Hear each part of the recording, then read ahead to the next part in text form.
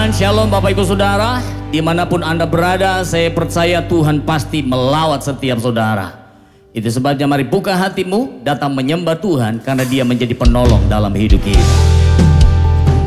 Terima kasih Tuhan Yesus. Kami terlalu percaya bahwa Engkau Allah yang menolong setiap kami. Sungguh Engkau tahu, tak ada yang tersembunyi, lebih dari kata Kau tampung air mataku, hanya padamu ku berserah. Kau Tuhan penolong di hidupku, kekuatanku hanyalah di dalam-Mu. Kau setia memulihkanku.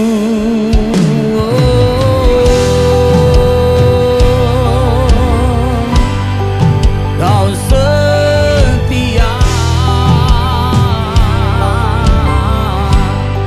Mari nyatakan bersama.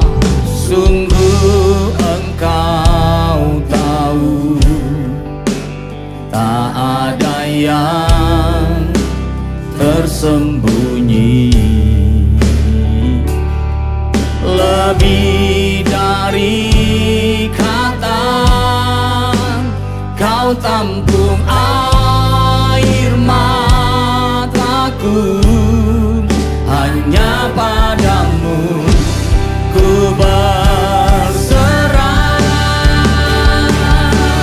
Kau Tuhan penolong di hidupku, kekuatanku hanyalah di dalam-Mu. Kau setia memulihkanku, hidupku memuliakan nama-Mu. Rahmat-Mu menaungi hidupku. Kau setia sampai akhir hidupku.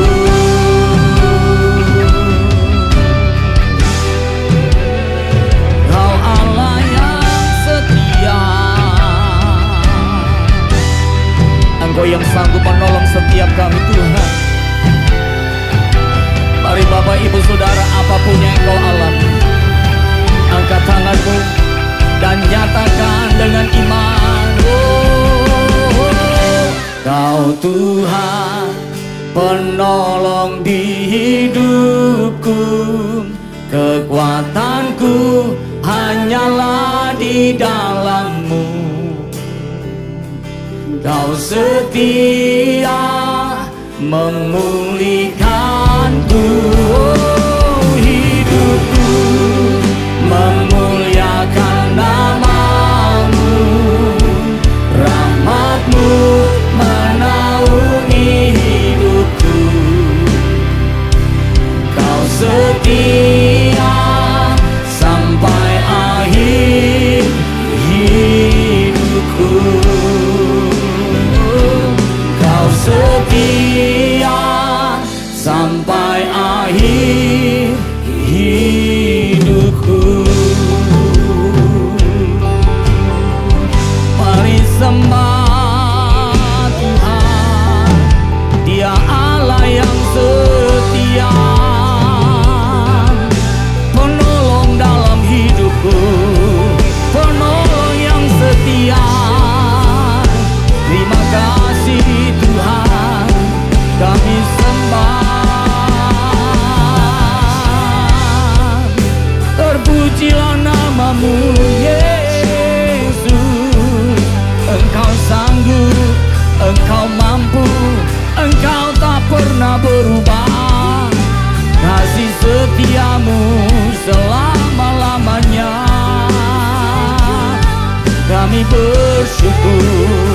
Kami menyembah-Mu Tuhan.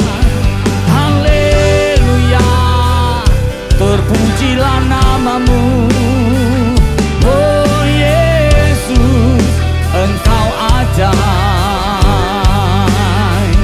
Engkau sungguh baik, kasih setia-Mu kekal selama-lamanya.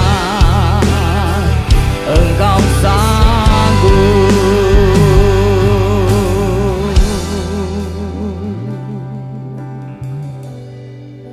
Kami tahu bahwa Tuhan Engkau Allah yang sanggup menolong setiap kami.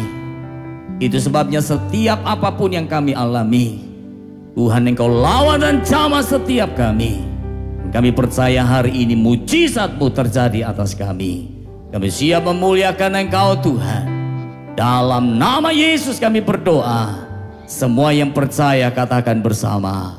Amin. Haleluya. Semangat memuji Tuhan lebih dahsyat lagi. Amin.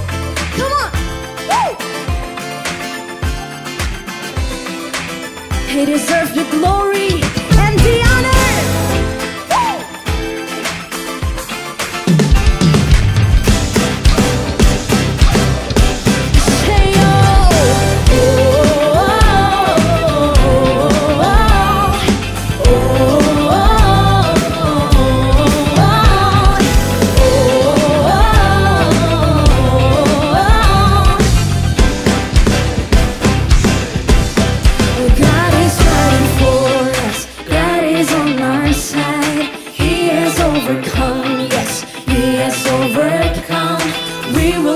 Shaken, we will not be moved.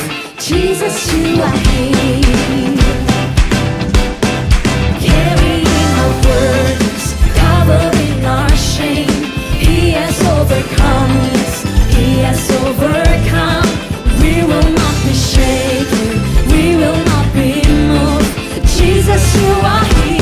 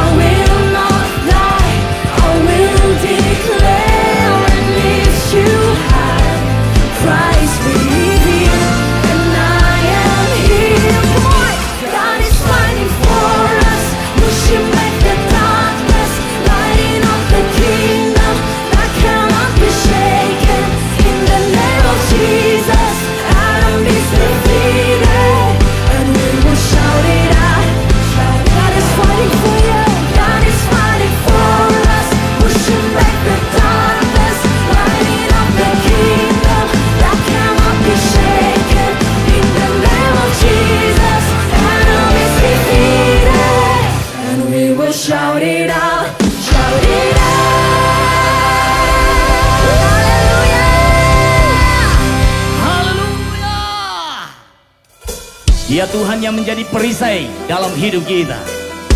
Itu saudara-saudara, saudara, mari tinggikan Dia.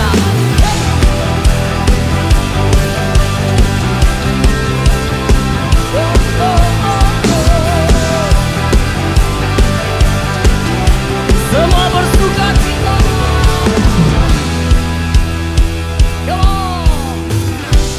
Tinggal dekatmu ku aman, hidup dalammu ku menang. Kau yang memegang hidupku di tanganmu. Kau meneguhkan langkahku. Ku berjalan di dalam kekuatanmu.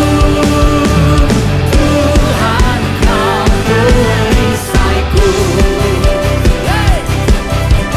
Lewati badai tak akan ku goyah.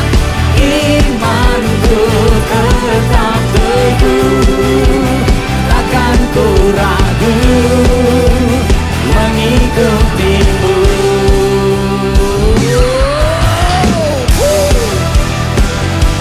Yang percaya tinggikan Dia. Tinggal dekatmu ku aman, hidup dalammu ku menang. Kau yang memegang hidupku di tanganmu. Kau meneguhkan langkahku. Ku mau berjalan, ku berjalan di dalam kekuatanmu. Tuhan, Kau perisaiku. Hey! Lewati badai tak akan ku goyah. Imanku tetap teguh, takkan ku ragu mengikutimu.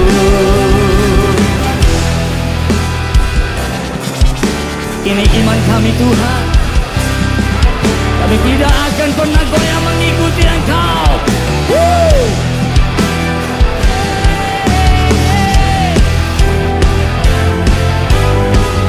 Mari saudara tinggikan Dia. Agungkan nama-Nya.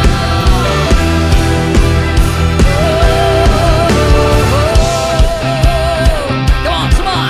Yo. Kau menentukan langkahku. Ku berjalan di dalam kekuatanmu. Kekuatanmu. Tuhan, Kau perisaiku. Lewati badai tak akan ku goyah. Imanku tetap teguh, takkan ku ragu.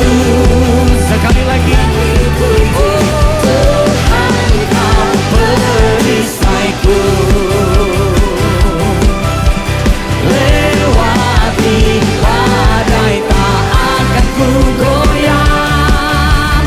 Imanku tetap teguh, takkan ku ragu mengikut. Takkan ku ragu, takkan ku ragu mengikutimu.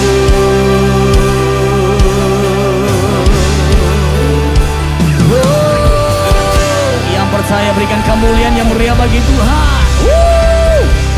Haleluya.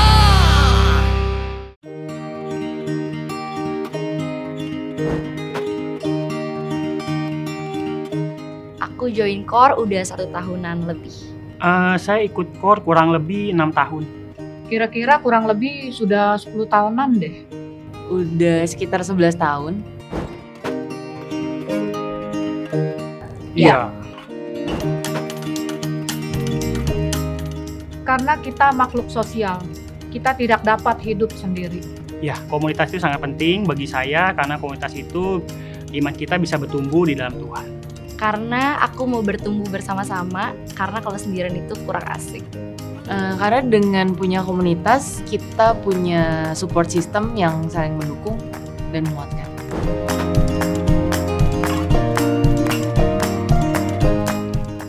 Pengen tempat buat hangout, kumpul-kumpul dan ngobrol-ngobrol, itu aja sih. Mungkin cuman kayak pertemuan biasa yang kumpul seminggu sekali gitu. Dulu sebelum ikut KOR, saya kurang begitu tertarik dengan ikut KOR ini. Karena saya berpikir ada hal yang lebih bermanfaat untuk yang saya dapat lakukan selain ikut KOR. Perkumpulan orang, seru-seruan, ngobrol bareng, dan bisa bertumbuh juga dalam iman.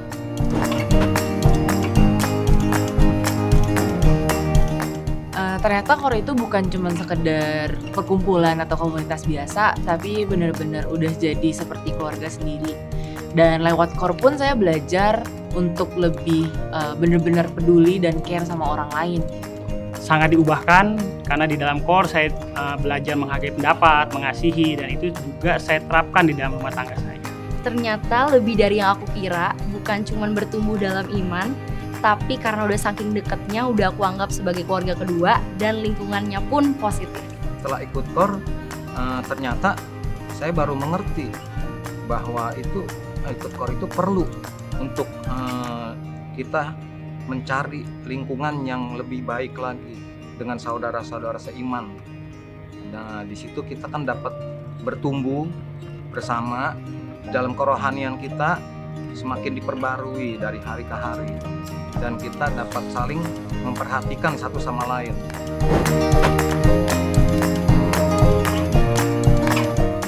Ayo teman-teman, siapapun saudara yang belum bergabung di dalam KOR, mari bergabung di dalam KOR. Buat kalian yang lagi mau cari komunitas positif dan komunitas rohani, wajib banget daftar KOR sekarang juga.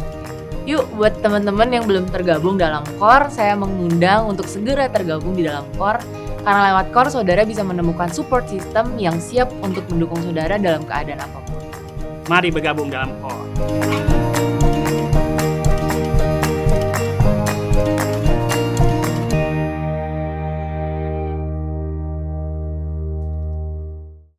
Senang kembali berjumpa dengan saudara dalam ibadah online hari ini. Dan berikut NDC News. Hari ini NDC mengadakan KOR Campaign di mana kita semua melakukan selebrasi bahwa NDC adalah KOR. Sebab itu kami mengajak saudara untuk bisa bergabung ke dalam KOR. Apa itu KOR? KOR adalah komunitas rohani sebagai wadah untuk kita bertumbuh menjadi murid Yesus yang saling mendoakan dan menguatkan. Saudara yang belum KOR dapat mendaftar melalui aplikasi NDC. Saudara akan diarahkan bergabung ke dalam keluarga rohani yang sesuai dengan kondisi saudara. Pertemuan KOR dilakukan secara online. Ibadah Minggu 6 Juni tersedia online di YouTube channel NDC. Berikan dukungan Anda dengan like ibadah hari ini dan subscribe YouTube channel NDC untuk mendapatkan pemberitahuan konten ibadah berikutnya dari NDC. Renungkanlah firman Tuhan melalui Revive yang tersedia di platform media sosial dan aplikasi NDC. Kids at Home setiap hari Minggu pukul 9 tersedia di YouTube channel NDC. NDC Youth setiap Sabtu pukul 16 tersedia online di YouTube channel NDC Youth. Ikuti Encounter Night setiap Rabu pukul 19.30 di YouTube channel NDC bersama Pastor Josia Abdi Saputra. NDC Women setiap Kamis pukul 10 tersedia online. Dapatkan link ibadah NDC Women melalui akun Instagram @NDCWomen. Saudara dapat memberikan persepuluhan dan persembahan dengan cara transfer bank ke rekening BCA di 704 030 8282 atas nama Nafiri Allah, atau melalui website dan aplikasi NDC Ministry di menu Giving. Dapat juga dengan melakukan scan kode QR yang tertera di layar menggunakan beberapa aplikasi berikut ini. Lagu Cinta Untukmu telah dirilis di YouTube channel NDC Worship dan audio digital platform seperti Spotify, Apple Music, Joox, dan TikTok.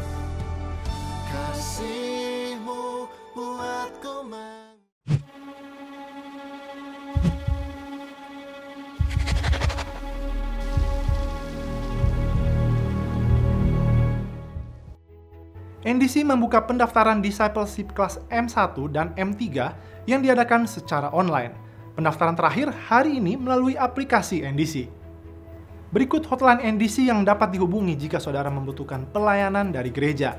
Kami akan segera menghubungi dan melayani saudara. Untuk permohonan doa dan kesaksian atas jawaban doa Anda, kirimkan melalui WhatsApp chat di nomor hotline prayer berikut. Ada pendoa NDC yang siap berdoa bersama saudara.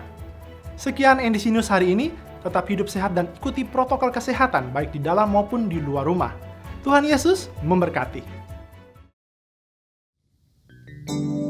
Mari lebih dalam lagi menyembah Tuhan. Biarlah kami berikan persembahan yang terbaik untuk kemuliaan nama-Mu Tuhan Yesus.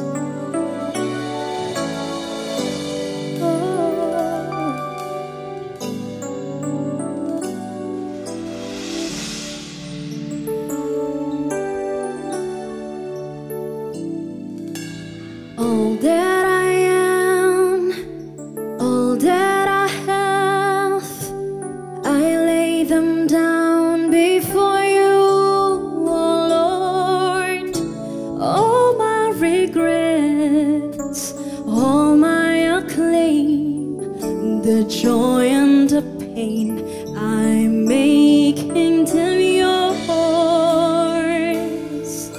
Lord, I offer my life to you, everything I've been through. Use it for your glory. Lord, I offer my days to you, lifting my praise to you as I please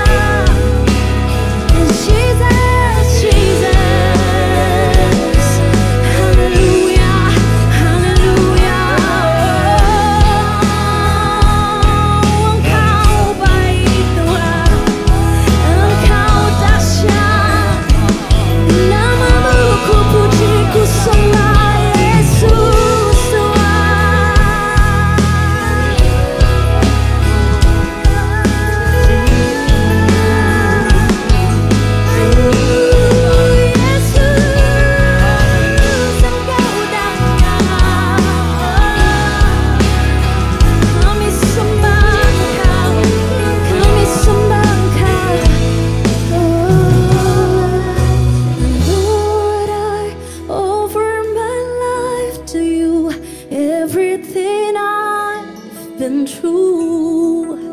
Use it for your glory, Lord. I offer my days to you, lifting my praise to you as a pleasing sacrifice.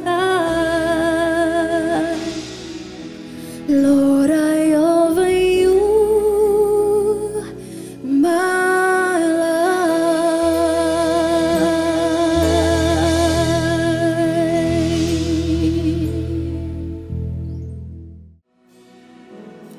Datanglah kerajaan-Mu, dan jadilah kehendak-Mu di tempat ini seperti di sorga.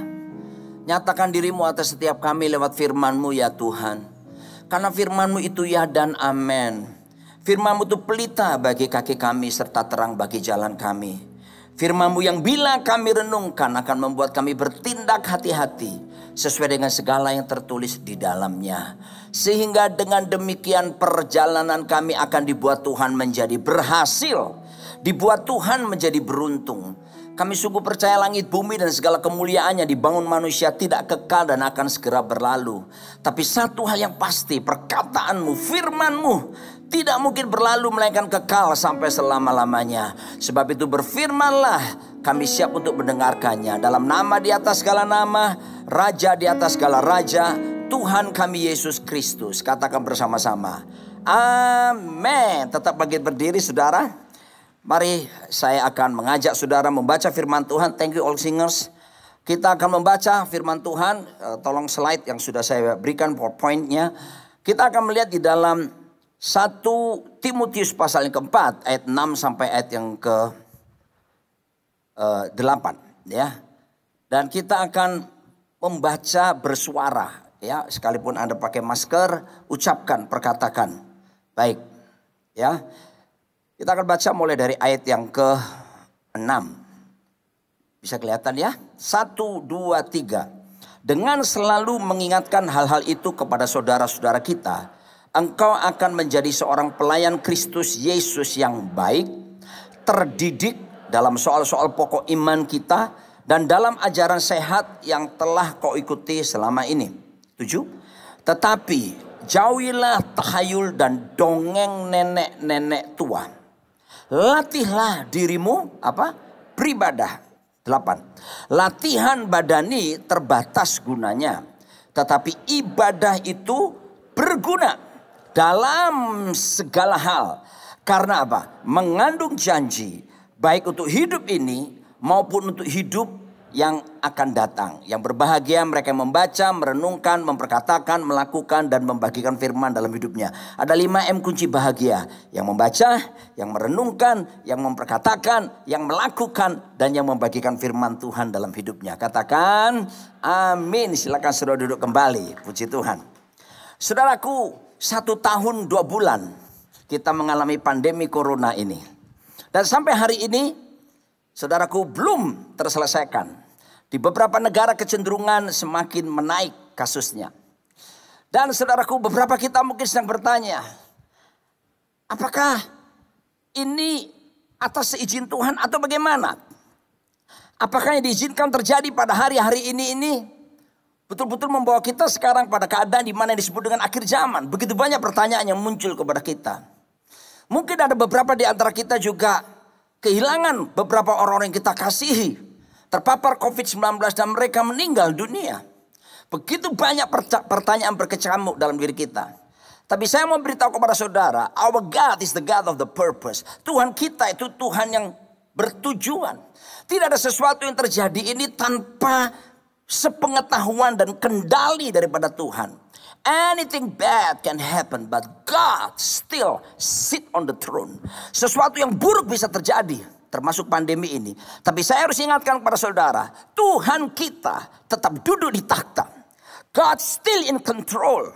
Dia tetap dalam kendalinya. Dia tidak pernah kecolongan. Dia tahu persis apa yang terjadi. Nah, pertanyaan berikutnya adalah, tujuannya apa sekarang buat kita orang-orang percaya?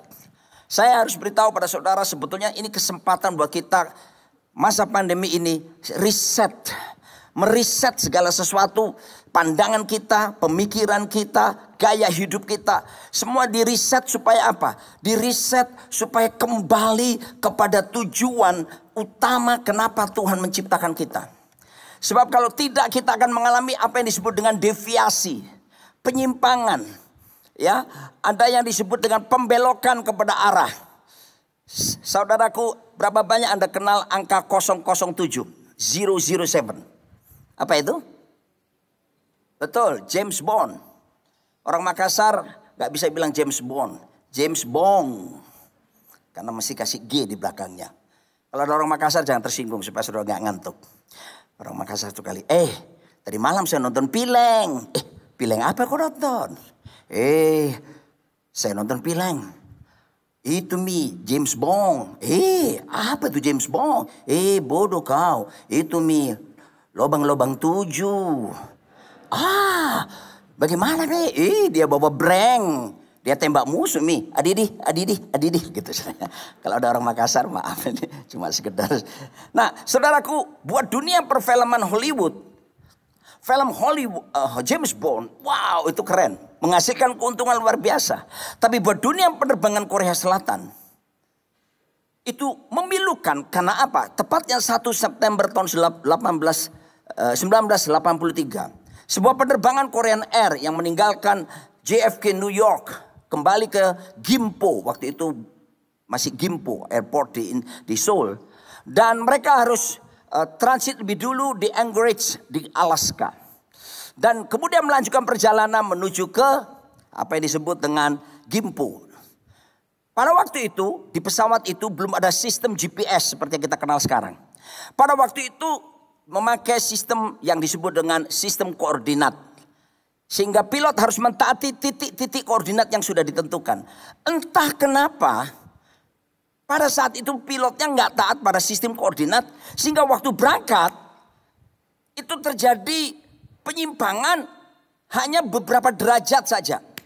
Tetapi kalau beberapa derajat yang kecil itu ditarik garis panjang perjalanan ribuan kilometer dengan sekian jam, maka akan semakin melebar tidak sampai kepada tujuan yang seharusnya. Anda bisa mengerti di sini?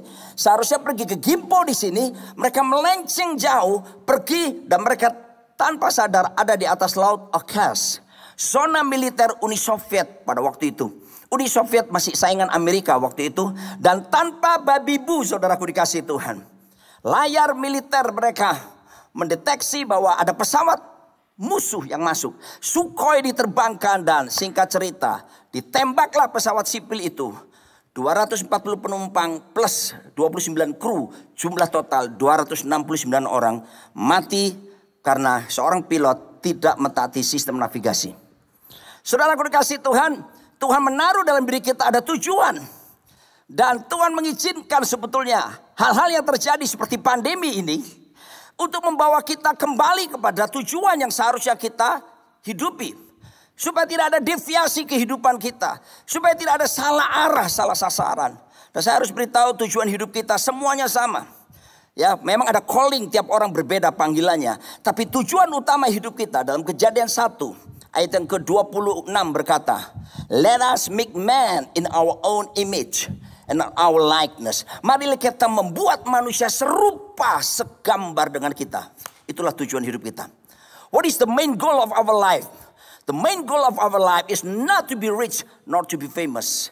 Tujuan utama hidup kita bukan jadi kaya ataupun jadi popularitas. Gak apa-apa sih, jadi kaya silakan, populer silakan, gak salah. Tetapi itu bukan the main purpose, the main goal. Tujuan utama bukan. Itu seperti stepping stones, batu pijakan yang kalau kita nyebrang ke kali, ke tepi yang satu, ke tepi yang berikutnya. Kalau Anda berhenti di stepping stone, batu pijakan, ketika banjir datang, maka kita akan hanyut dan binasa. Oleh sebab itu kita harus lanjutkan perjalanan, mengerti tujuannya, sasarannya apa. Nah, tujuan utama itu adalah to be like Him, to be like Jesus, menjadi serupa seperti Yesus. Itulah tujuan utama kita, kenapa kita hidup di planet bumi ini. Saudaraku, sebab itu perlu sekali lewat pandemi ini kita mau bergerak dari pandemi kepada siapa? Akademi Corona. Kenapa? Sebab ini proses pembelajaran, proses pelatihan membawa kita kepada keserupaan seperti Tuhan Yesus Kristus. Semua kita, saudaraku, semua gereja harus meredefinisi kembali sebetulnya. Apa itu pelayanan? Apa itu gereja? Karena semua saudaraku berubah dalam 1 tahun terakhir ini. Begitu cepat sekali. Tetapi tujuan utama tidak akan pernah berubah.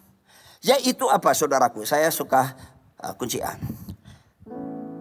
Biasanya kalau memberi pengertian lewat lagu jauh lebih kena daripada kata-kata. Jadi tujuan utama hidup kita ini menjadi seperti Kau Yesus, menjadi seperti Kau Yesus, menjadi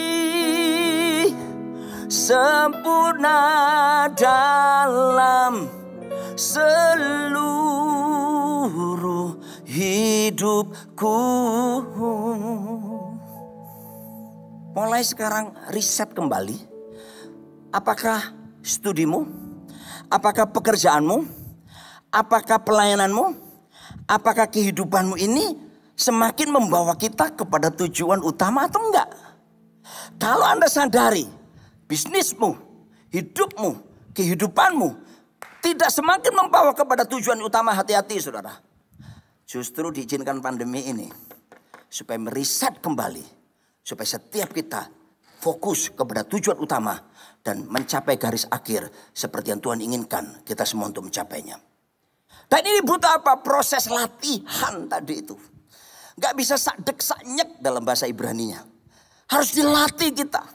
Ya, oh saudaraku, segala sesuatu butuh latihan. Alkitab berkata tadi, salah satu latihan yang bisa membuat kita membawa kepada tujuan utama, yaitu apa? Latihlah dirimu beribadah. Tadi kita sudah baca.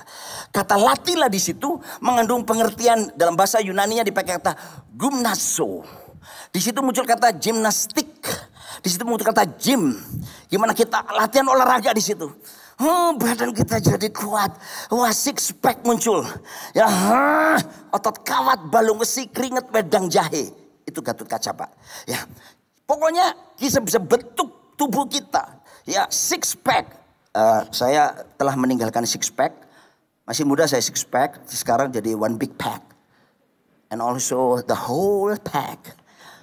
Nah, sudah dikasih Tuhan. Tapi saya sampai hari ini tetap olahraga. Saya jalan pagi rata-rata setiap hari 5 kilo. Ya, jadi fresh untuk jaga. Tapi ternyata ada latihan lebih penting lagi. Latihan apa? Latihlah dirimu beribadah. Saudaraku, kata beribadah di situ jangan dipikir kebaktian seperti ini. Kata beribadah di situ, saudaraku, dalam bahasa Yunani dipakai eusebeia. Eusebeia itu terjemahan Inggris berkata godliness. Artinya apa? Keserupaan dengan Kristus. Jadi betul dilatih untuk mencapai keserupaan. Tujuan utama hidup kita itu dilatih, Pak. Gak bisa simsalabim, abrakadabra, jadi enggak. Kalian harus latih dirimu. Saya dikirimi pendeta Pastor Josiah Abdi Seputra lewat grup dari Sinode Gereja Betel Indonesia, para stafnya. Saya nikmati lagu dia, tak pernah gagal itu. Lalu saya kasih komentar kepada beliau. Cakep. Ya, sudah tidak usah banyak komentar. Cakep. Album tersebut waktu saya lihat, saya melihat bahwa viewersnya, subscribernya 700.000 lebih. Ya, NDC Music itu. Wow, 700.000 lebih. Sebentar lagi mau menuju ke 1 juta nih. Kenapa orang suka sekali dengerin lagu-lagu dari NDC Music? Kenapa? Karena mereka menghasilkan karya yang bagus. Untuk karya yang bagus, itu perlu dilatih dulu kan? Gak bisa kita langsung, gue dapat lagu nih, yuk rekaman. Latihan, Pak. Mereka harus latihan. Berulang-ulang. Ada kekeliruan. diperbaiki. Gak bisa begini, gua gak bisa, nyerah, gua pulang. Gak bisa. Semua tim sepakat, ayo kita bersama-sama. Oleh sebab itu Anda perlu hidup berkomunitas. Anda perlu punya komsel. Anda gak bisa sendirian. Anda perlu ada orang yang bersama-sama. Come on man, ayo kita maju. Kita maju ke surga. Latihan terus, latihan hidup kudus, latihan hidup benar, latihan jujur, latihan berkata ya di atas ya. Latihlah dirimu beribadah. Latihan keserupaan seperti Kristus. Begitu kita latih saudaraku, akhirnya jadi apa? Jadi kebiasaan. Dan begitu kebiasaan saudaraku, akhirnya jadi apa? Jadi budaya. Budaya adalah dalam definisi sederhana. Budaya adalah sesuatu yang kita kerjakan. Udah gak pakai mikir lagi. Karena udah jadi habit, kebiasaan kita. Saya ulangi ya. Latihan, continue, jadi kebiasaan. Setelah kebiasaan, akhirnya jadi apa? Budaya. Budaya adalah sesuatu yang kita kerjakan tanpa berpikir lagi. Saya kasih contoh. Kunci G. Semua pasti, saya minta aktif semua ya sampai duduk di belakang. Nyanyi semua. Karena saya tahu tadi pagi Anda melakukannya juga. Oke? Bangun tidurku terus. Lebih keras. Tidak lupa menggosok. Habis mandi ku tidur lagi. Melanjutkan mimpi yang tadi. 2 kalimat salah ya. Tidak ada ceritanya kita. Rata-rata kita sudah di atas 20-an tahun. Saya lihat di sini. Tidak ada ceritanya kita ini bangun tidur. Sampai mikir gini, ngapain ya? Ngapain ya? Kita semua tahu habis mandi. Setelah itu mungkin kita doa atau apa. Paling setiap hari yang kita lakukan ini. Ngapain? Kita mesti sikat gigi dulu kan? Lalu kita mandi. Halo, semua sudah sikat gigi mandi? Beberapa kita berkata, kan pakai masker gak ketahuan. Enggak kan? Masker tetap pakai tapi sikat gigi jalan terus. Sudah gak perlu mikir untuk sikat gigi. Sudah tidak perlu mikir untuk mandi kan? Kenapa? Itu budaya Pak. Kamu sudah lakukan sejak kamu kecil. Kamu latih terus, kamu lakukan terus. Saya mau beritahu kepada saudaraku, sama latihan keserupaan Kristus harus jadi budaya dalam hidupmu. Saudara sudah lakukan tiap hari. Jangan khawatir, ada anugerah. Kasih karunia Tuhan itu God's ability, kemampuan Tuhan yang diberikan untuk kita memampukan kita melakukan firman seperti yang Tuhan inginkan. Makanya diberi kasih karunia. Kasih karunia itu untuk supaya kita menegakkan kebenaran. Kasih karunia bukan meniadakan hukum, tapi kasih karunia menolong kita bisa melakukan firman Tuhan. Kasih karunia menolong kita, melatih kita dalam keserupaan dengan Kristus. Nah, kata latihan ini bermakna tentang apa? Sebuah proses pengembangan terus. Pengembangan yang dimulai dari mana? Dari pola berpikir kita, lalu kemudian perasaan kita, dan akhirnya menghasilkan sebuah tindakan atau respon sikap kita. Saya ulangi. Latihan di sini yang Tuhan inginkan itu merupakan sebuah proses. Ingat loh ya, proses. Nggak datang ujuk-ujuk, tiba-tiba. Ya, surprise rupa Yesus. Enggak. Itu harus dilatih tiap hari. Saudaraku, itu butuh proses panjang dalam hidup kita. Makanya jangan pernah menolak proses. Jangan menengking proses dalam kehidupan saudara. Seringkali orang cuma simsalabim, instantly gitu saudaraku ya. Sekarang mie instan. Bubur instan. Semua serba instan. Sampai akhirnya kita berpikir bisa segala sesuatu secara cepat. Untuk keserupaan Kristus, saudara harus lewati proses kehidupan. Dan seringkali proses itu berat. Tetapi Tuhan selalu punya tujuan. Ketika Anda sanggup melewati proses, Tuhan akan bawa kita dalam jenjang kehidupan yang lebih tinggi. Saudaraku dikasih Tuhan. Jadi prosesnya lewat apa? Proses pengembangan.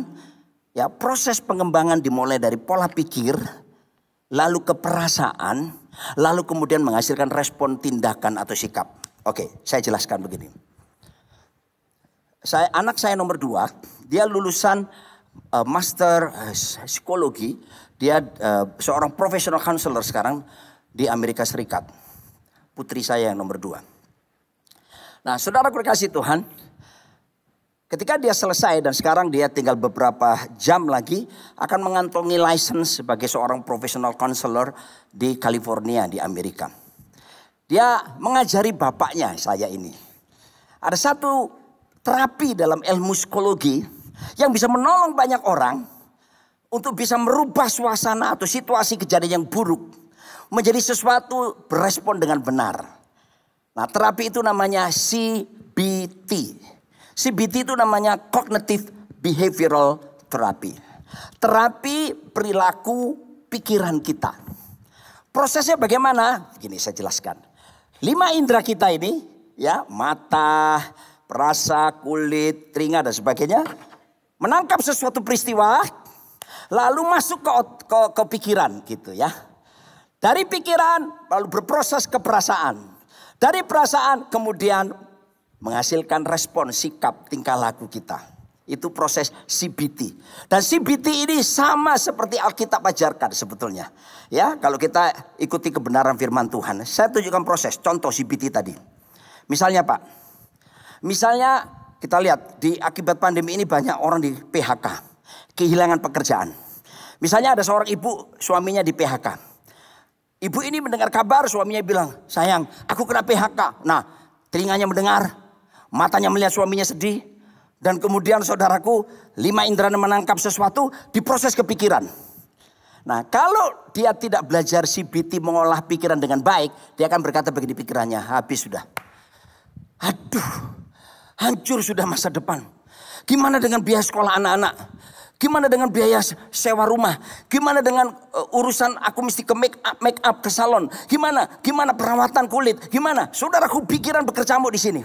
Oke? Dari pikiran sekarang berproses kemana? Ke perasaan. Perasaannya gini, galau men, khawatir, mulai resah. Aduh gimana nih, bisa bertahan berapa bulan?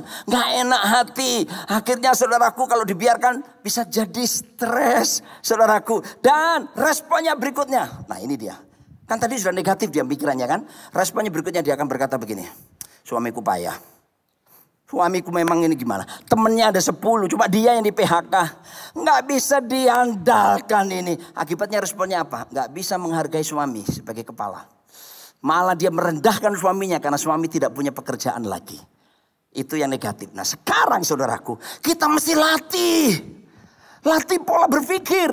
Kan proses pengembangan ini ceritanya. Dilatih dari mana? Nah tadi, the same case. Kasus yang sama. Suami kena PHK. Oke. Nah setelah suami kena PHK. Indra menangkap, mata melihat, telinga mendengar kabar yang gak enak. Maka kita mau terapkan prinsip kebenaran tentang melatih pikiran perasaan. Masuk di proses pikiran. Nah, kita tolak semua pikiran yang jelek-jelek. Kita berkata dalam pikiran kita. Bagi Tuhan tidak ada yang mustahil. Aku percaya di balik ini ada maksud Tuhan yang mulia. Aku percaya ada kemuliaan yang akan dinyatakan oleh Tuhan di tengah kesulitan yang aku hadapi bersama dengan keluargaku. Nah, pikirannya begitu. Akibatnya pikirannya mulai berpikir positif benar. Maka menimbulkan apa? Proses berikutnya. Perasaannya. Kenapa? Damai. F. Wow. F ya.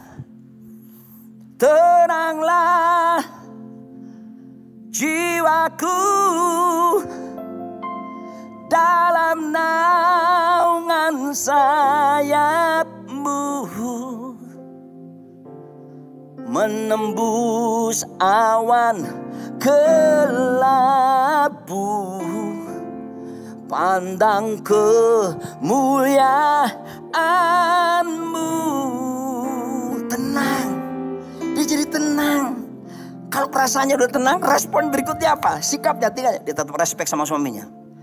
Dia akan berkata, sayang, aku ada di balik kamu. Aku ada di sampingmu. Aku siap mendukungmu. Sayang, ayo kita cari wajah Tuhan. Dan aku kasih kamu semangat. Terus ayo kita berdoa. Minta pekerjaan yang baru, tempat yang baru. Suasana jadi berubah. 21 Maret tahun 2020 tahun lalu. Setelah saya melayani di hari Minggunya saya melayani seperti ini di sini 8 kali ibadah. Betul? Hari Minggu begini, Sabtunya 21 Maret saya masuk rumah sakit Mitra Keluarga Kelapa Gading. Kenapa? COVID-19. Dan saya kategori berat. Ya, sudah di ronsen 3 kali nggak kelihatan. Lalu di CT scan baru kelihatan paru-paru saya putih semua. Dan dokter langsung bilang tanpa swab test waktu itu. Dokter bilang pas positif corona. Karena waktu itu kalau swab test butuh seminggu baru keluar hasilnya. Tahun yang lalu. Saudaraku, saya harus diopname di sana. Itu 21 Maret. Ya, saya buang-buang air, panas tinggi 39 sampai 39,2. Lalu kemudian saya nggak bisa tidur di rumah sakit. Dokter kasih obat tidur pun saya tetap nggak bisa tidur. Itu kurang ajar banget tuh COVID tuh. Saya berdoa jangan ada satu pun kalian terpapar. Makanya tetap jaga protokol kesehatan yang baik-baik ya. Itu bikin semuanya kacau, nggak enak. Saya bisa keluar keringat, basah kuyup. Harus ganti baju berkali-kali, spray, urung bantal semua. Aduh, suasana nggak enak, panas tinggi, batuk nggak berhenti-berhenti. Aduh saudaraku. Dan hari pertama 21 Maret. Hari kedua hari Minggu. Seminggu sesudah saya khotbah di sini. Tiba-tiba apa yang terjadi saudaraku? Saya terima kabar lewat WA saya. Beberapa teman-teman pendeta-pendeta yang saya kenal meninggal dunia karena COVID juga. Saudaraku, waktu saya dengar mereka, saudara, saya tahu mereka meninggal karena waktunya sudah selesai di mata Tuhan. Ya, dan saya percaya mereka bersama dengan Bapa Surgawi dalam kemuliaan kekal. Ya, tetapi waktu saya dengar kabar itu, beberapa pendeta-pendeta yang saya kenal dengan baik mereka itu, timbul saudaraku seperti ada kuasa yang lain datang kepada saya ngomong gini, mati kamu, gak ada harapan hidupmu. Saudaraku, ketika saya terima respon ini, ya 5 indera saya menangkap berita yang tidak enak tadi, akibatnya apa? Pikiran saya jadi mulai lain. Nah, ini dia peperangan rohani itu di sini ya. The spiritual warfare itu peperangan yang rohani, itu peperangan yang terbesar. Dan peperangan yang terbesar itu di sini saudara, di pikiran kita. Itu real, itu nyata, oke? Dan itu mulai di pikiran saya, mulai ya ada tuduhan, ya mati kamu, tidak ada harapan kamu. Saudaraku, tapi saya ngerti pada waktu itu, kalau pikiran saya nggak bagus, nggak positif, maka itu menurunkan imun saya, menjadikan saya stres, membuat imun saya turun, saya nggak bisa melawan virus itu. Dan apa yang saya lakukan? CBT tadi, Cognitive Behavioral Therapy. Saya melakukan apa saudaraku?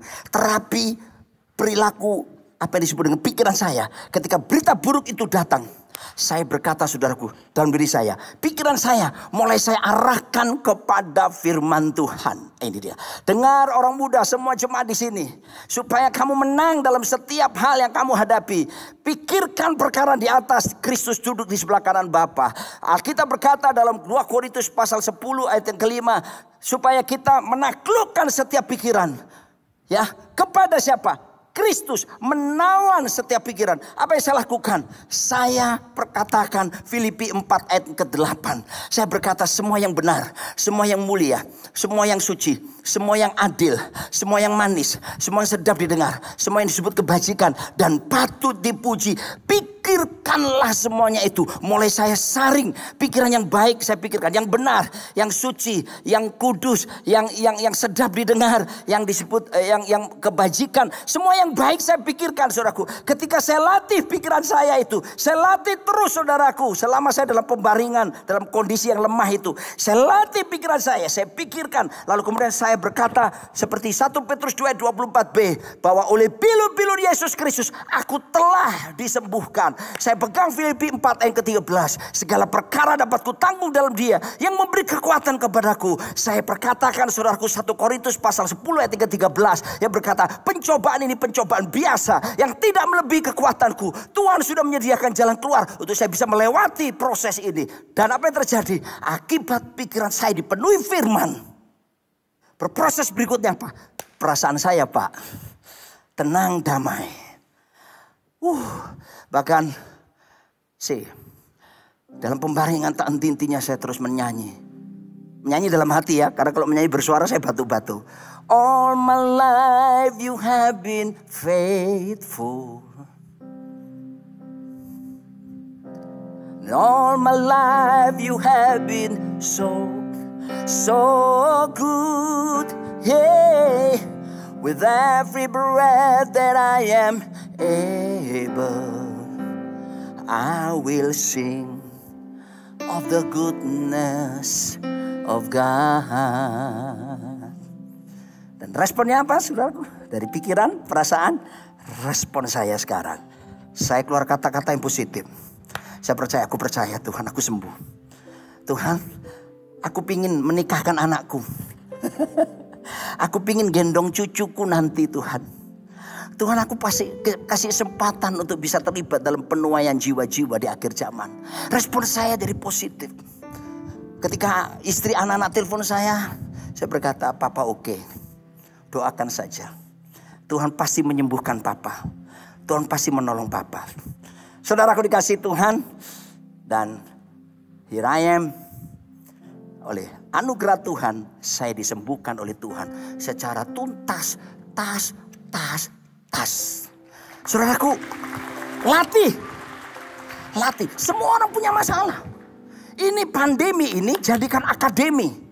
Proses latihan, proses pembelajaran supaya kita dilatih terus, dikembangkan pola pikir menjadi perasaan, lalu tindakan kita benar, berespon dengan benar.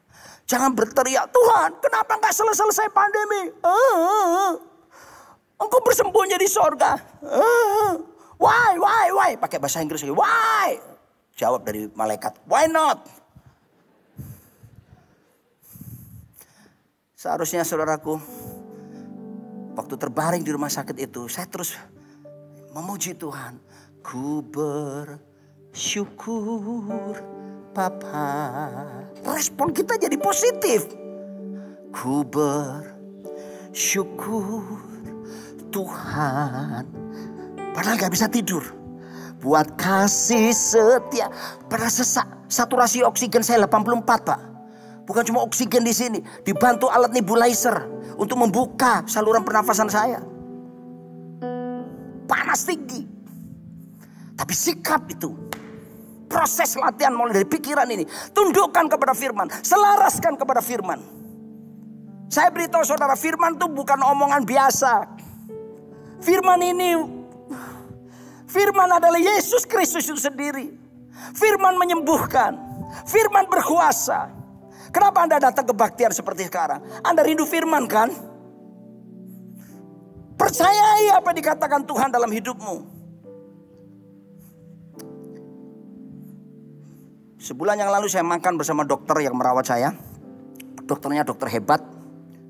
Tapi kemarin dia buat pengakuan sama saya begini. Pak Roni, bulan Maret itu masih kasus-kasus awal COVID di Indonesia. Terus terang Pak Roni, saya melakukan apa? Kami para dokter masih coba-coba obatnya yang mana. Itu dokternya bilang loh. Sekarang udah pinter dokter. Udah ada Avigan, ada Remdesivir, antivirusnya. Dan bermacam-macam obat. Tapi dulu saudaraku, saya dikasih hidroksikloroquine. Karena Presiden Trump yang umumkan, saya lihat, oh bener nih dokter gue nih. Setelah itu bulan Juli, saya terbang ke Amerika untuk menikahkan anak saya di sana. Karena dia dapat orang Amerika, bukan bule ya, orang Indonesia, tapi lahir di sana, warga negara sana. Ya oke, saya relakan. Saya harap dia sudah kembali ke Indonesia, disekolahkan tinggi-tinggi, kecantol pria di sana. Ya sudah, kita relakan.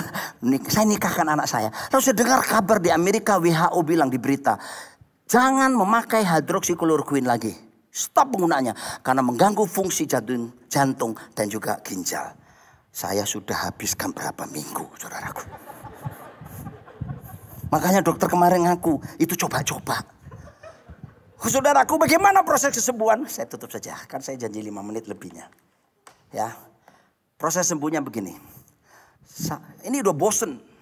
Pastiu, orang Manado bilang, aduh di rumah sakit gak boleh dibesuki siapa-siapa Pak. Dokter, suster pun datang pakai pakaian APD lengkap. Sendirian di kamar. Makhluk seperti saya ini biasa bersosialisasi, berhangout, berbanyak-banyakan. Saya ini seneng sama orang kumpul bisa cerita-cerita sendirian. Proses pelatihan sedang terjadi. Akademi Corona saya masuki saudaraku. Dan apa yang terjadi? Saya duduk di ranjang lantai 5 Kelapa Gading Rumah Sakit Mitra Keluarga. Saya lihat dari jendela kelihatan Mall Kelapa Gading. Saya bilang Tuhan kepingin ke sana. Bosan di sini. Tahu ada orang yang pegang pundak saya begini. Saya toleh gini, gak ada orang. Gak ada orang. Saya nggak ngeh. Saya tetap lihat ke sana. Datang lagi begini Pak. Saya toleh, gak ada orang. Saya pikir suster yang biasa bawa obat oral. Saya dikasih vitamin plus obat-obat tadi itu 11 butir sekali minum. Jangan mau kena COVID ya. 11. Capek sekali. Saudaraku, tidak ada orang. Mungkin kita bertanya, apakah ada peristiwa ini di Alkitab? Ternyata ada. Kisah Rasul 12 mencatat, Rasul Petrus habis beritakan Injil Kerajaan, ditangkap pasukan Romawi, masuk dalam penjara, lalu dibelenggu di rantai. Ya kan? Dijaga 4 lapis tentara. Tiba-tiba tengah malam, malaikat datang, membangunkan Petrus dengan menepuk pundaknya. Bangun. Petrus bangun. Dan tiba-tiba belenggunya terlepas. Lalu rantai semua terlepas. Pintu-pintu penjara dijaga 4 lapis itu tentara. Terbuka. Dia keluar tanpa diketahui oleh satu orang pun. Petrus mikir sambil jalan keluar. Mimpi saya ini. Saya mimpi ini. Tapi ternyata sampai di luar dia sadar. Bahwa Tuhan telah melepaskan dia. Dan membawa dia keluar. Hari itu saya beritahu saudaraku. Tiba-tiba panas badan saya yang tinggi itu turun. Dan begitu turun saudaraku, tidak lama dokter datang untuk visit dan periksa saya. Dokternya berkata, puji Tuhan ini bagus, suhunya normal. Dia bilang gini, kalau 2 hari berturut-turut Pak Roni tidak terjadi kenaikan panas tubuh atau demam, maka boleh pulang. Irayem saudaraku, saya boleh pulang dan saya mengalami kesembuhan. Yang menyembuhkan Tuhan, bukan hidroksikloroquine tadi ternyata. Dan saudaraku dikasih Tuhan. Beberapa minggu kemudian saya dengar kabar dari Wuhan. Orang kalau sembuh COVID jangan enak-enakan katanya. Paru-parunya ada cacatnya. Waduh saudaraku, saya terkejut. Tapi saya responi tidak. Tuhan bekerja sempurna. Ya, lalu saya CT scan kembali 1 bulan setelah dinyatakan sembuh. Dan dokter pun heran. Dinyatakan paru-paru saya pulih sempurna oleh kuasa darah anak domba. So, ayo latihan. Ya, sikapi dengan baik COVID ini. Sikapi dengan baik pandemi ini. Perlu latihan. Latihan hidup benar. Latihan hidup kudus. Latihan berkata benar. Latihan hidup sungguh-sungguh di hadapan Tuhan. Latihan. Dan ingat baik-baik. Tujuanmu cuma satu yang utama. Menjadi serupa seperti Tuhan Yesus Kristus. Amin. Tuhan Yesus memberkati saudara. Dari sekarang bahkan sampai selama-lamanya. Amin. Kau hiasi kehidupanku dengan kemurahan-Mu. Nyanyi dong. Kau rancangkan masa depanku penuh dengan harapan.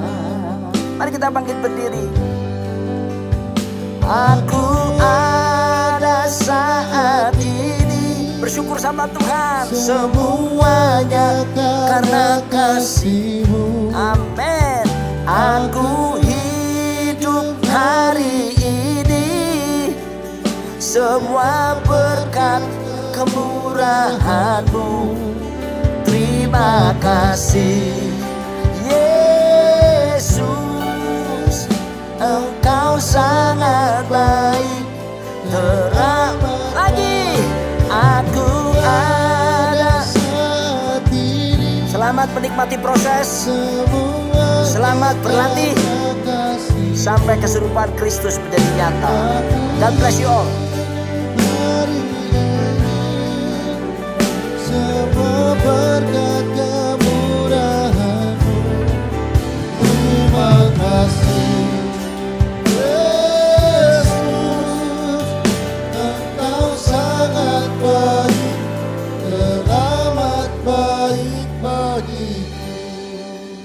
Terima kasih, hari ini adalah hari peneguhan bagi kami dan kami hanya mau melakukan apa yang Kau kehendaki. Dan kami percaya hamba-Mu yang sudah menyampaikan firman Tuhan diurapi dan semakin dahsyat lagi. Setiap kami diberkati hari ini. Bapa, kami bersyukur oleh anugerah Tuhan kami bisa ada hari ini. Dan kami bisa mendengar suara Tuhan berbicara kepada kami melalui hamba-Mu. Biarlah firman ini bukan sekedar kami dengar, ini menjadi bagian bagi hidup kami, supaya di tengah-tengah pandemik ini kami juga dapat bergantung sepenuhnya kepada Tuhan dan hidup sepenuhnya kepada Tuhan, beribadah sungguh-sungguh kepada Tuhan, dan untuk menyatakan kasih kami kepada Tuhan. Berkati setiap jemaat-Mu yang hadir, yang sakit Engkau sudah sembuhkan, yang beban berat Engkau memberikan kelegaan, dan juga membutuhkan pertolongan dari Tuhan. Tuhan sudah memberikan pertolongan. Tidak ada seorang pun jemaat yang Kau lewatkan. Kami pulang dari tempat ini dengan satu peneguhan, kemenangan yang besar akan selalu beserta dalam setiap orang yang percaya, mengarahkan hati kepada Tuhan. Terima kasih Tuhan. Kami bawa juga bangsa ini ke dalam tangan Tuhan. Biarlah Tuhan memberikan pertolongan bagi bangsa ini. Keamanan selalu Engkau jagai Tuhan. Dan terlebih pandemik yang masih belum normal 100%, biarlah Tuhan, kalau toh Tuhan mengizinkan, biarlah senantiasa Tuhan selalu menjaga setiap umat-umat-Mu di dalam belas kasihan Tuhan. Supaya Indonesia juga akan tetap beraktivitas dengan baik. Semua bisnis gereja akan dapat kembali normal untuk melaksanakan setiap ibadah, pekerjaan, pelayanan dan lain sebagainya. Untuk itu kami serahkan Indonesia, berikan kesatuan hati dari pemerintahan Pak Jokowi untuk dapat mengatur semua roda pemerintahan dengan baik, dan kami percaya Indonesia akan penuh dengan kemuliaan Tuhan. Terima kasih Tuhan, dan saat ini kami mau pulang. Kami mau terima berkat Tuhan. Mari saudara arahkan hatimu. Pulanglah dan terimalah biar anugerah dan berkat. Kasih, sukacita, damai, sejahtera dari Allah Bapa, di dalam cinta kasih dalam Tuhan Yesus Kristus, serta persekutuan yang manis dalam Roh Kudus, senantiasa menyertai kita mulai sekarang ini sampai selama-lamanya. Kami terima berkat-Mu, semua yang percaya katakan amin. Hidupku menggenapi firman-Mu, tanda mujizat sertai